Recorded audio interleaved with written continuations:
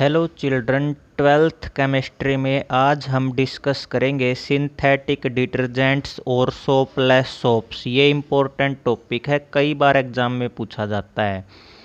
Detergents को ही सोपलेस soap भी कहा जाता है। अब क्वेश्चन ये पूछा जाता है, इनको क्यों बोला जाता है सोपलेस सोप?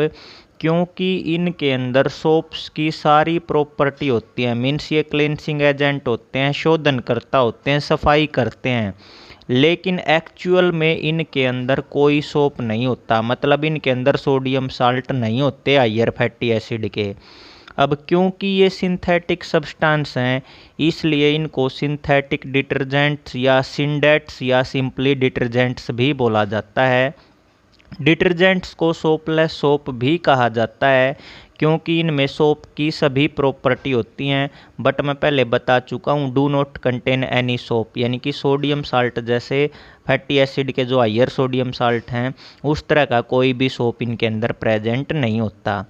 यहाँ से आप डिटर्जेंट की डेफिनेशन करेंगे। डिटर्जेंट क्या हैं?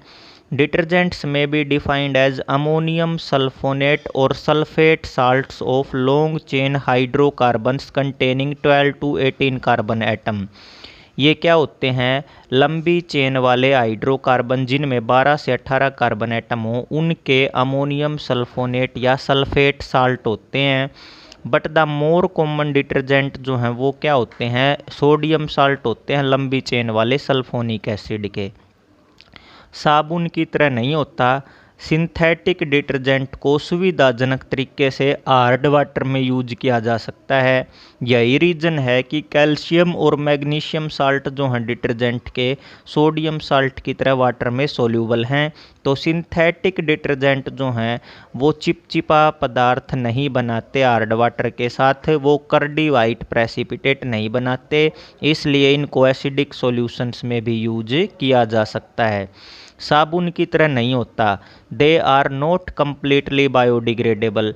माइक्रो ऑर्गेनिज्म इनको डिग्रेड नहीं कर सकते, तो ये इनका डिसएडवांटेज है। मीन्स ये वाटर पोल्यूशन फैलाते हैं। अब ये भी आपको करना बेटा concept synthesis and uses of detergent, लेकिन उससे पहले हम पढ़ेंगे क्लासिफिकेशन। तो जो सिंथेटिक डिटर्जेंट्स होते हैं वो बेसिकली 3 टाइप के होते हैं। आपको खाली डेफिनेशन और एक एग्जाम्पल करना है। सबसे पहले है एनाइनिक डिटर्जेंट। अब जैसा कि इसका नाम इंडिकेट कर रहा है, इनको एनाइनिक डिटर्जेंट इसलिए बोला जाता है क्योंकि जो लार्ज पार्ट है इनके मॉलिक्यूल में वो एनायन होते हैं, और एनायन ही वो पार्ट होता है जो क्लींसिंग एक्शन में इन्वॉल्व होता है। 2 टाइप के होते हैं। सोडियम एल्काइल सल्फेट, जो 12 से 18 कार्बन एटम वाले कंपाउंड जो हैं उनको एल्कोहल होते हैं, स्ट्रेट चेन एल्कोहल, उनको सल्फ्यूरिक एसिड के साथ ट्रीट करने पर मिलते हैं। बाद में उनको सोडियम हाइड्रोक्साइड के साथ न्यूट्रलाइज किया जाता है। ये लोराइल एल्कोहल है, C11H23CH2OH।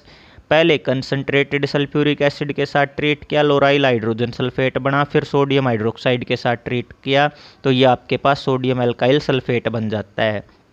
ये जो सोडियम एल्काइल सल्फेट होते हैं ये 100% बायोडिग्रेडेबल हैं। सेकंड टाइप होता है सोडियम एल्काइल बेंजीन सल्फोनेट। आपको ये एक्स्ट्रा चीज़ें करने की कोई आवश्यकता नहीं है,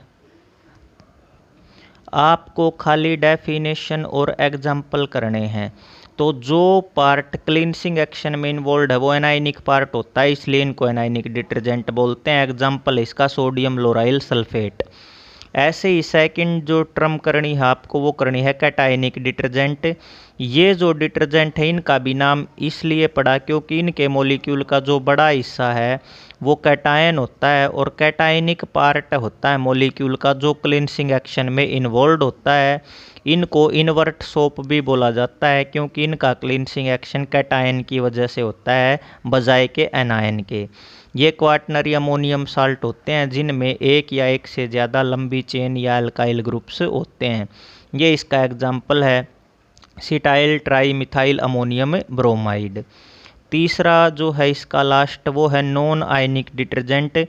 इन डिटर्जेंट में कोई आयन नहीं होता, ये एक्चुअली एस्टर होते हैं, हाई मोलिकुलर मास एल्कोहल के, जो कैसे बनते हैं? पॉलीथीन ग्लाइकोल और स्टीरिक एसिड की रिएक्शन से बनते हैं। अब वही टॉपिक रिपीट होंगे जो पहले हो चुके हैं। डिटर्जेंट के क्या एडवांटेज हैं सोप के ऊपर? तो सबसे पहला एडवांटेज तो ये है, डिटर्जेंट को आप हार्ड वाटर में यूज कर सकते हो बिना किसी वेस्टेज के। कुछ सोप जो है वो वेस्ट हो जाती है हार्ड वाटर में। दूसरा, सिंथेटिक डिटर्जेंट को आप एसिडिक मीडियम में यूज कर सकते हो, जबकि साबुन के प्रेसिपिटेट बन जाते हैं एसिडिक मीडियम में। तीसरा, डिटर्जेंट हार्ड वाटर में या सिंपल वाटर में भी ज़्यादा सोल्यूबल हैं, आसानी से झाग बनाते हैं बजाय के साबुन के।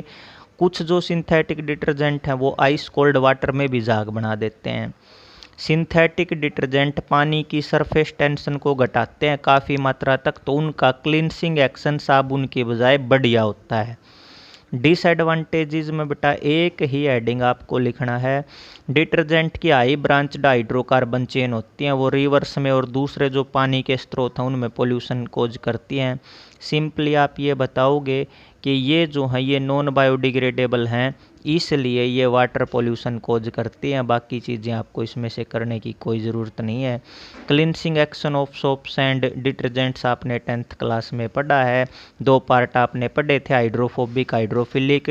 वो मिसेल की फॉर्म में कपड़ों से डर्ट वगैरह निकालते हैं। सेम टू सेम वही चीज़ यहाँ पे आपको करनी है। बाकी इसी के साथ आपकी chemistry in everyday life unit complete होती है। नेक्स्ट लेक्चर में हम नेक्स्ट यूनिट डिस्कस करेंगे। Till then thank you, have a nice day.